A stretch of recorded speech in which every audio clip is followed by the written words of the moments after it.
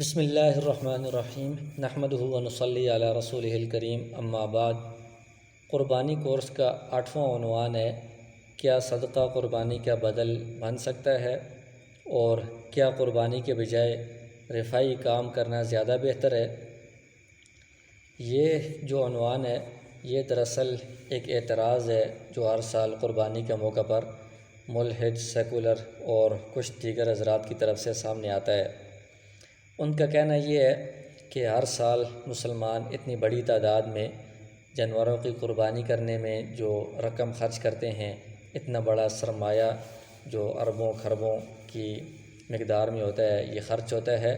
تو اس سے کوئی خاص فائدہ حاصل نہیں ہوتا۔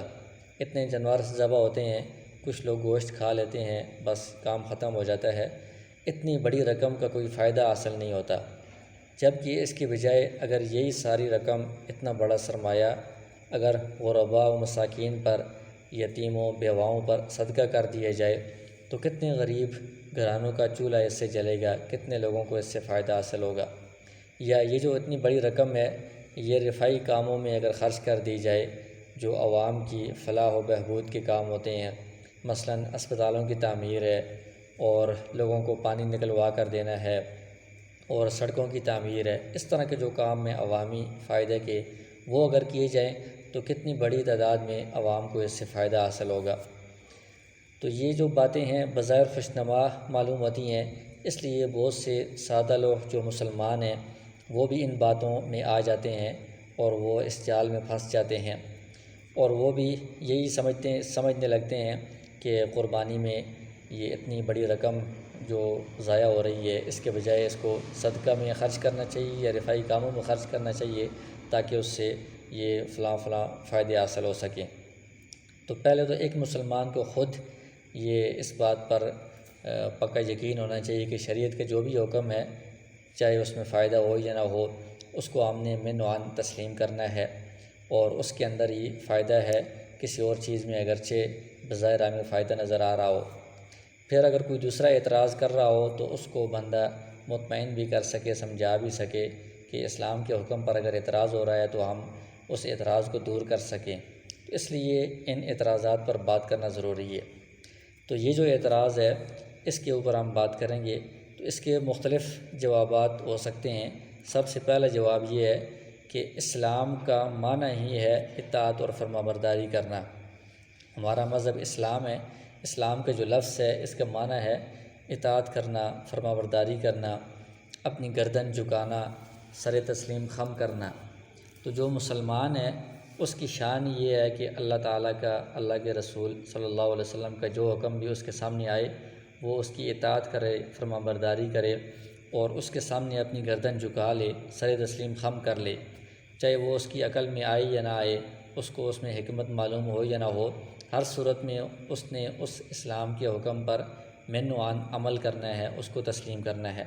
یہ ایک مسلمان کی شان ہے۔ تو اب قربانی بھی شریعت کا، اسلام کا ایک اہم حکم ہے، تو اب اس میں ہماری عقل جو بھی کچھ کہے، ہمیں اس میں حکمت نظر آئے نہ آئے، فائدہ نظر آئے نہ آئے، ہم نے اس کو من و عن تسلیم کرنا ہے۔ یہ اس کی پہلی بات ہے اور اس کا پہلا جواب ہے۔ دوسرا جواب یہ ہے کہ یہ شریعت کا حکم ہے، قربانی یہ اللہ تعالیٰ نے حکم دیا ہے، تو اللہ تعالیٰ کی صفات میں سے ایک صفت ہے حکیم، کہ اللہ تعالیٰ حکمت والے ہیں۔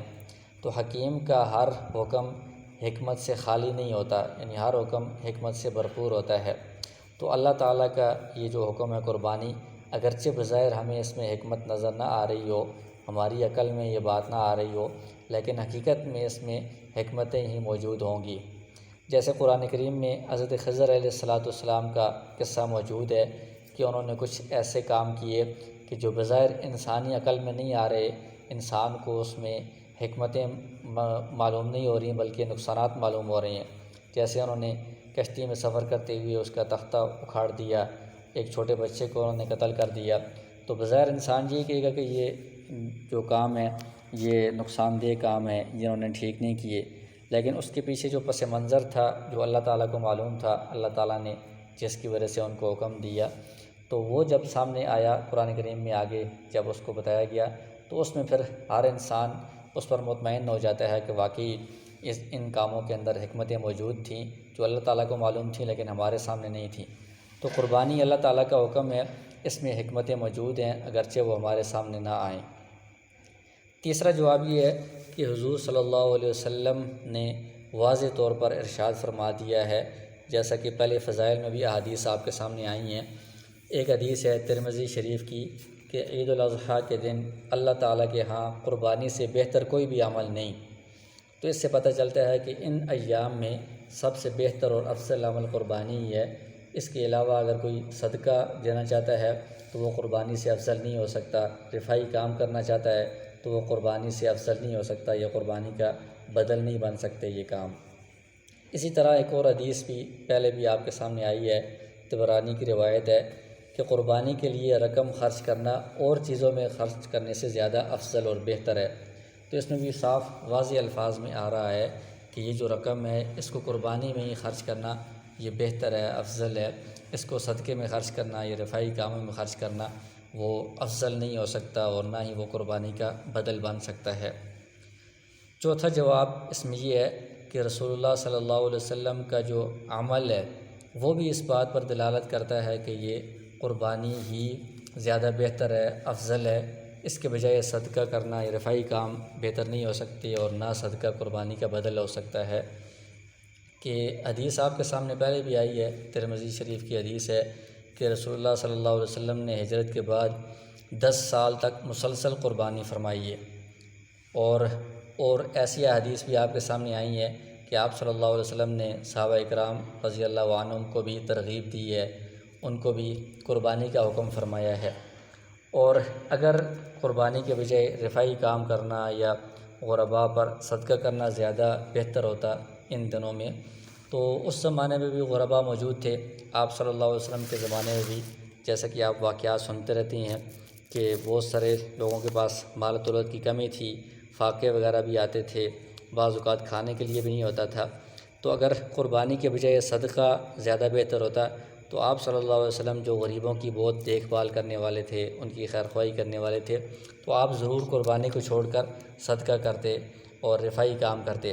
لیکن آپ صلی اللہ علیہ وسلم نے قربانی کی پابندی فرمائی ہے، اس سے پتہ چلتا ہے کہ صدقہ قربانی کا بدل نہیں بن سکتا۔ پانچویں بات یا پانچواں جواب اس کا یہ ہے کہ قربانی کا جو فلسفہ ہے پہلے بھی ایک سبق میں اس کا تفصیلی ذکر ہو چکا ہے کہ یہ قربانی حضرت ابراہیم علیہ السلام کی یادگار ہے، ان کی سنت ہے، ان کا جو واقعہ ہے وہ اس قربانی کا پس منظر ہے۔ اس کو اگر ہم سامنے رکھیں تو اس سے بھی یہ اعتراض خود بخود ختم ہو جائے گا۔ وہ واقعہ کیا ہے کہ حضرت ابراہیم علیہ السلام کو اپنے بیٹے معصوم بچے کی گردن پر چھری چلانے کا حکم ہوا، تو حضرت ابراہیم علیہ السلام نے اس میں عقل کو استعمال نہیں کیا کہ ایک انسان کو قتل کرنے کا کیا فائدہ ہے، اس میں کیا حکمت ہے، اس میں عقل کے مطابق یہ بات نہیں ہے۔ اور حضرت اسماعیل علیہ السلام جو قربان ہونے کے لیے تیار ہو گئے، انہوں نے بھی اس میں حکمت تلاش نہیں کی، فوائد تلاش نہیں کیے، اپنی عقل کو استعمال نہیں کیا، بلکہ دونوں نے اللہ تعالیٰ کے حکم کو من و عن تسلیم کر لیا۔ قرآن کریم نے بھی اس واقعے کو بیان کیا ہے تو اس میں فرمایا فلما اسلما وتلہ للجبین۔ تو اسلام جس کا شروع میں تذکرہ کیا ہے کہ اس کا معنی ہے فرما برداری اختیار کرنا، اپنی گردن کو جھکانا، تو فلما اسلما ان دونوں نے، اسلام کا لفظ اس میں بھی استعمال ہوا ہے کہ ان دونوں نے فرما برداری اختیار کی اور اپنا سر جھکا لیا، اپنے آپ کو اللہ تعالیٰ کے حکم کے سامنے پیش کر دیا۔ تو یہی قربانی کا فلسفہ ہے کہ جب اللہ تعالیٰ کا حکم ہمارے سامنے آئے تو ہم اس میں حکمتیں تلاش نہ کریں، اپنی عقل کو استعمال نہ کریں، فوائد تلاش نہ کریں، بلکہ اپنی گردن کو جھکا لیں، اس کو من و عن تسلیم کر لیں۔ اور یہ بھی قربانی کے فلسفے میں یہ بات آئی تھی کہ اپنی خواہشات کو قربان کرنا ہے۔ تو یہاں پر بھی ہم نے اپنی خواہشات کو قربان کر کے یہ اللہ تعالیٰ کے حکم کو پورا کرنا ہے، اگرچہ ہماری خواہش یہ ہو کہ اس کے بجائے غرباء پر تقسیم کرنا زیادہ بہتر ہے، لیکن ہم نے خواہش کو نہیں دیکھنا بلکہ خواہش کو بھی قربان کر کے اللہ تعالیٰ کے حکم کو ترجیح دینی ہے۔ چھٹا جواب اس کا یہ ہے کہ جس طرح شریعت کے باقی احکام ہیں، نماز ایک خاص حکم ہے، حج ایک خاص حکم ہے، ان میں ہم اپنی مرضی سے تبدیلی نہیں کر سکتے کہ نماز میں بندہ کہے کہ 5 وقت میں ایک بندہ اتنا ٹائم اس میں خرچ کر رہا ہے، اس کے بجائے وہ فلاں کام کر لے تو وہ زیادہ بہتر ہے، اس میں فائدہ بھی ہے۔ حج میں اگر کوئی کہے کہ اتنے دور سے اتنا خرچہ کر کے لوگ آ رہے ہیں اور پھر کچھ مخصوص کام کر کے واپس چلے جاتے ہیں، اس کے بجائے اگر وہ اتنا خرچہ اتنی رقم غرباء پر تقسیم کریں تو کتنے فائدے حاصل ہوں۔ تو اس طرح تو سارا دین ہی مسخ ہو جائے گا۔ تو جس طرح وہ خاص احکام ہیں ان کو اسی کیفیت سے کرنا ضروری ہے، ان کا کوئی بدل نہیں ہے،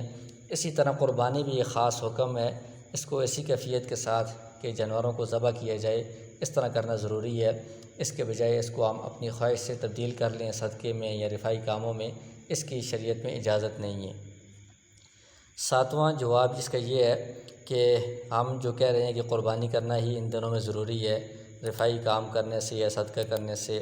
اس کا بدل نہیں ہو سکتا یا اس سے بہتر نہیں ہے، اس کا یہ مطلب نہیں ہے کہ اسلام نے غریبوں کو نظر انداز کر دیا ہے یا اسلام نے رفائی کاموں سے منع کیا ہے، ایسا نہیں ہے، بلکہ اسلام نے صرف یہ جو 3 دن ہیں ان 3 دنوں میں قربانی کو افضل قرار دیا ہے، قربانی کا حکم دیا ہے۔ اس کے علاوہ جو باقی پورا سال ہے، پورا سال غرباء کی دیکھ بھال کے لیے، ان پر خرچ کرنے کے لیے اسلام نے بہت زیادہ تاکید کی ہے، بہت زیادہ زور دیا ہے، بلکہ اسلام نے فرائض کی حد تک زکوٰۃ کو فرض قرار دیا ہے اور زکوٰۃ غرباء پر خرچ کی جاتی ہے۔ صدقہ فطر کو واجب قرار دیا ہے، وہ غرباء پر خرچ کیا جاتا ہے۔ عشر کو لازم قرار دیا ہے، عشر غرباء پر تقسیم ہوتا ہے۔ مختلف قسم کی کفارات جو لازم ہوتے ہیں ان کی رقم غرباء کے پاس جاتی ہے۔ اسی طرح نفلی صدقات کی بہت زیادہ قرآن میں بھی احادیث میں بھی ترغیب دی گئی ہے اور لوگوں کو ہدیہ دینے کی اور لوگوں پر خرچ کرنے کی ترغیب دی گئی ہے۔ تو وہ ساری پورا سال چلتی رہتی ہے، اسلام نے اس کا حکم دیا ہے، پورا سال ان غرباء پر یہ جو مسلمان ہیں خرچ کرتے رہتے ہیں، ان کی ضروریات پوری کرتے رہتے ہیں، رفائی کاموں میں بھی خرچ کرتے رہتے ہیں۔ تو ان 3 دنوں میں قربانی کرنے سے ان غرباء کا حق پامال نہیں ہو رہا، ان کو کوئی نقصان نہیں ہو رہا۔ یہ تو تحقیقی جواب تھے کہ یہ جو اعتراض ہے یہ اعتراض محض غلط فہمی پر مبنی ہے، اس کا حقیقت میں کوئی اس کی حقیقت نہیں ہے کہ ان کاموں کی وجہ سے، قربانی کی وجہ سے غریبوں کا نقصان ہو رہا ہوتا ہے یا قربانی کے بجائے دوسرے کام کرنے سے غریبوں کا زیادہ فائدہ ہے، ایسی بات نہیں ہے۔ اور پھر یہ قربانی کرنے کے بجائے صدقے میں زیادہ فائدہ ہے، قربانی میں فائدہ نہیں ہے، یہ بات خود بھی محل نظر ہے۔ اگر اس کو ہم خارج میں دیکھیں، حقیقت میں دیکھیں، زمینی جو حقائق ہیں، جیسے کل کے سبق میں بھی انشاءاللہ اس کا تذکرہ ہوگا کہ قربانی سے زیادہ تر غریبوں کا ہی فائدہ ہوتا ہے کہ جانوروں کو پالنے میں غریبوں کا اس میں حصہ ہوتا ہے، ان کو چارہ بیچنے میں، چارہ کھلانے میں اور جانوروں کو ٹرانسپورٹ کے ذریعے سے منتقل کرنے میں، ذبح کرنے میں، جتنے عمل ہوتے ہیں قربانی سے پہلے اور قربانی کے دوران، ان سب میں بہت سارے غریبوں کو روزگار مل رہا ہوتا ہے، ان کو اس میں منافع مل رہا ہوتا ہے۔ بہت سارے ایسے لوگ ہیں قربانی کے دنوں میں جو ان کی کمائی ہوتی ہے پورا سال، اس کے ذریعے سے ان کا گزر بسر ہوتا ہے۔ تو یہ سارا جو قربانی کا عمل ہے یہ بھی غریبوں کے فائدے کے لیے ہی ہوتا ہے۔